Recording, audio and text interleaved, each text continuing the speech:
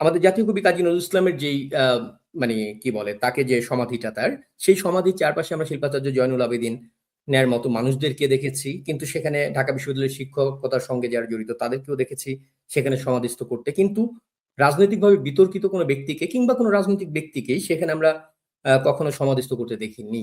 এবং এটা হচ্ছে সিন্ডিকেট সভায়ও কখনো এটা অনুমোদন করা হয় না আমার জানা মতে। কিন্তু এবারই সকল ধরনের মানে নিয়ম বা শিষ্টাচার ভেঙে এই যে এখানে তাকে কবরস্থ করা হলো, এবং এই যে কবর কেন্দ্রিক একটা রাজনীতি, যেটা কাজী নজরুল ইসলামের পরিবার থেকেও আপত্তি জানানো হয়েছে যে এতে জাতীয় কবির যে সমাধি সেটা নিরাপত্তা বিঘ্নিত হবে এই ঘটনার মধ্য দিয়ে, এবং দীর্ঘমেয়াদী একটা সংকট তৈরি হবার একটা সম্ভাবনা তারা দেখছে। ঢাকা বিশ্ববিদ্যালয়ের একজন সাবেক শিক্ষার্থী হিসেবে আপনি এই ব্যাপারটাকে কিভাবে দেখছেন? ধন্যবাদ। সেটাই প্রথমেই বলবো, হাদি আমার বিশ্ববিদ্যালয়ের অনুজ। আমাদের রাজনৈতিক মতাদর্শ বা মতের ভিন্নতা থাকলেও কোনো বিচার বহির্ভূত এই ধরনের মৃত্যু কখনোই কাম্য নয়, প্রথম কথা। এবং হাদির আত্মার মাগফিরাত কামনা করছি, তার শোক সন্তপ্ত পরিবারের প্রতি আমার গভীর সমবেদনা জানাচ্ছি। কারণ ওর যেটা বিস্তৃত বেবি আছে, ওর ওর জন্য আসলে মানে অনেক সময় আমারও খারাপ লেগেছে। কিন্তু আসলে কি মানে প্রথম যে আমি একটু আমার 5ই আগস্টের পরবর্তী যে বাংলাদেশ, তার একটু আমি একটা সামারি বলি যে এখানে অন্যায়, অরাজকতা, খুন, ধর্ষণ, বিচারহীনতা, আপনার ছিনতাই, ডাকাতি, অর্থাৎ যত ধরনের নৈরাজ্য রয়েছে, এই সার্বিক নৈরাজ্যময় একটা বাংলাদেশ, মপতন্ত্রের একটি বাংলাদেশ সৃষ্টি হয়েছে, যেখানে আসলে আইনের শাসন, ন্যায় বিচারের লেশমাত্র খুঁজে পাইনি আমরা, প্রতিদিন গিয়েছে। ঠিক আছে, প্রথম যদি একটা পরিস্থিতি হয়েছে যেটা নিয়ে আপনি যদি বলেন যে আজকে নাহিদ ইসলাম এনসিপির যে আহ্বায়ক, ও কিন্তু একটা কথা বলেছে, যে কথাটা কিন্তু খুবই প্রাসঙ্গিক, যে হ্যাঁ, একটা বিষয় হচ্ছে যে প্রথম কয়েকটা দিন, কয়েকটা মাস যে একটা অরাজক পরিস্থিতি হতে পারে, সেটাকে শ্রীলঙ্কায় হয়েছে, নেপালে হয়েছে। আপনি দেখেন 2 মাস, 2.5 মাস, 3 মাস, 4 মাসের মধ্যে তারা ঘুরে দাঁড়িয়ে এসে স্বাভাবিক পরিস্থিতি স্থিতিশীল করে ফেলেছে। সেখানে আজকে 16 মাস, 17 মাস হয়ে গেছে, পরিস্থিতি দিন দিন আরো খারাপ যাচ্ছে, খারাপ থেকে খারাপ হচ্ছে। আপনার যে মাহফুজ আনাম সাহেব ডেভিস্টারের সম্পাদক, তিনি যখন বললেন যে প্লিজ আপনি পদত্যাগ করবেন না, তিনি আজকে বলছেন যে মত প্রকাশ দূরে থাক, আজকে আমার বাঁচার অধিকার নিয়ে শঙ্কা, বেঁচে থাকাই মুশকিল। তো এই কথাতেই কিন্তু আসলে আমার মনে হয় হোল সিনারিও, বাংলাদেশের হোল সিনারিও পেয়ে যাচ্ছেন।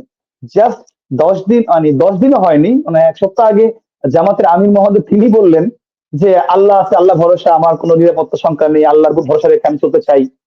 তিনি আজকে কিন্তু নিরাপত্তার জন্য, গানম্যানের জন্য তিনি আবেদন করেছেন।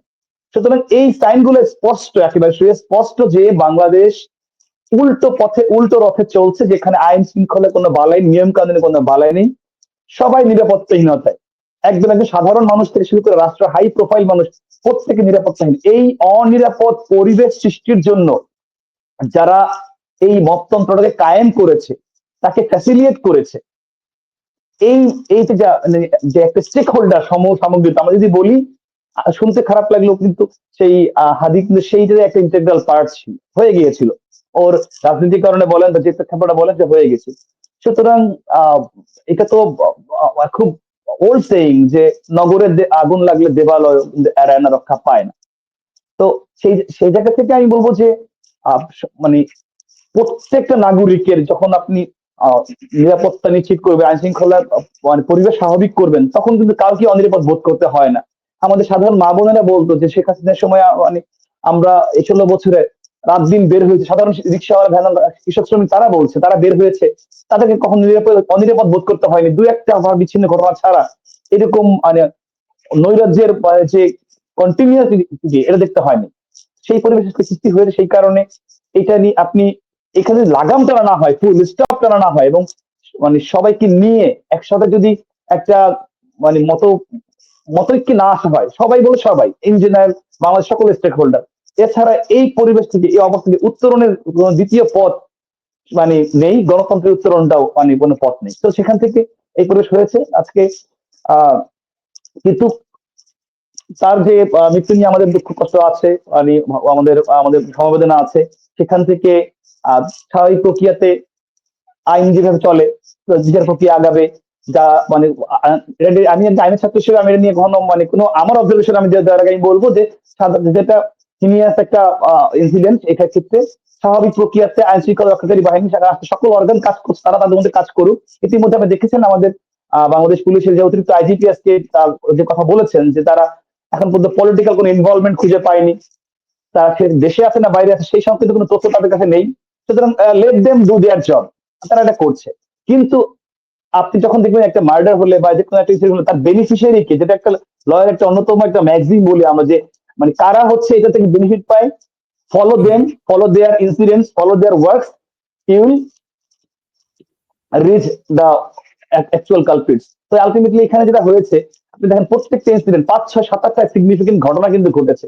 আপনি যেটা নিয়ে কথা কোশ্চেন করেছেন কবরের বিষয়টা, আমি সেটাই বলছি যে ঠিক আছে, ও বিশ্ববিদ্যালয়ের একটা শিক্ষার্থী একটা ইনকিলাব মঞ্চ নামে এক সংগঠন, নতুন সংগঠন করেছে, সেটা নিয়ে কাজ করছিল, তার মতাদর্শ যাই হোক, সে তার মতাদর্শ প্রকাশ করছিল, প্রচার করছিল, ভারত বিরোধী মনোভাব হোক বা এই আওয়ামী বিরোধী হোক, তার মতো করে সে করছিল, সেটাকে সেটা নিয়ে বিতর্ক থাকতে পারে। কিন্তু তার যেটুকু কাজ বা যেটুকু সেটা কি আপনি যদি এখন ওই মানে আপনি যখন রাবারকে যখন টানবেন, টেনে অনেক বেশি বড় করতে গেলে সেটা ছিঁড়ে যাবে। তা আপনি তার তার তার সিগনিফিকেন্ট প্রকাশ করেন তার মতো করে, কিন্তু সেটাকে আপনি কোন লেভেলে নিচ্ছেন? এই প্রাঙ্গণে যাদেরকে সমাধিস্থ করা হয়েছে তার মধ্যে সবচেয়ে লো প্রোফাইল যদি বলি, লোয়েস্ট প্রোফাইল, সেই মানুষটা কিন্তু ঢাকা বিশ্ববিদ্যালয়ের প্রথম ভাইস চ্যান্সেলর, এবং সেই মানুষটা ডাকসুর প্রথম নির্বাচিত ভিপি। তাহলে আপনাকে বুঝতে হবে এর বাইরে তার আর কাজী নজরুল ইসলামের একটা কবিতা পড়ে পড়ে যদি আপনি মনে করেন যে একটা কবিতা পড়েছি, একটা কবিতা পছন্দ হয়েছে, সেই কবিতাটাই কারণে আমি তার পাশে কবর দিতে হবে, মানে এইটা আসলে কখনোই মানে একটা সুস্থ স্বাভাবিক সুবিবেচনা প্রসূত সিদ্ধান্ত নয়।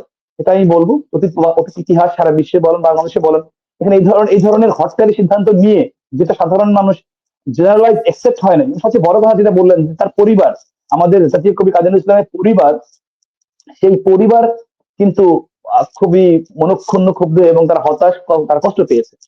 সেইভাবে একটা বিতর্কিত করা হলো জাতীয় কবি। কারণ বঙ্গবন্ধু যখন জাতীয় কবিকে নিয়ে এসেছিলেন বাংলাদেশ, সেটা কিন্তু অনেক বড় একটা অর্জন ছিল। তিনি মানে জন্মসূত্রে ভারতীয়, সেখান থেকে তার যে অবদান, তার যে বাংলাদেশকে থেকে অনুভব করেন, সেই তাকে এনে জাতীয় কবির মর্যাদা দিয়ে বাংলাদেশ সমাধিস্থ করা হয়েছে। এইটা আমাদের জন্য একটা অনেক বিশাল অর্জন, বাঙালি জাতিসত্তার জন্য, বাংলাদেশের জন্য। সেই কোর জায়গাটাকে এখন আপনি আমাদের সংস্কৃতির, আমাদের ভাষার, আমাদের মানে সাহিত্যের কোর জায়গা একটা মানুষকে, তার পাশে একজনকে আপনি এইভাবে করবেন, যেটা নিয়ে কথা বলার সুযোগ আছে, বিতর্কের সুযোগ আছে, এইটা মানে মোটে আসলে মানে এটার ভবিষ্যৎ আমি জানি না। আমি এখানে আপনি এইটুকু বলতে পারি যে এটা নিয়ে অবশ্যই অনেক ইন নিয়ার ফিউচার, সেটা 1 বছর পরে হোক, 5 বছর বা 10 বছর, দুটোর মধ্যে একটা নেগেটিভ ইম্প্যাক্ট আছে, যে দীর্ঘমেয়াদী একটা চাপিয়ে দেওয়ার যে বিষয়টা, হ্যাঁ, অবিবেচনা প্রসূত চাপিয়ে দেওয়ার একটা বিষয়, যে আমরা এখন ক্ষমতায় আছি বা আমরা এখন তাকে যা মন চায় সেটা করে ফেলবো, যেভাবে মন চায় করে ফেলবো, এটা আসলে খুব দুঃখজনক।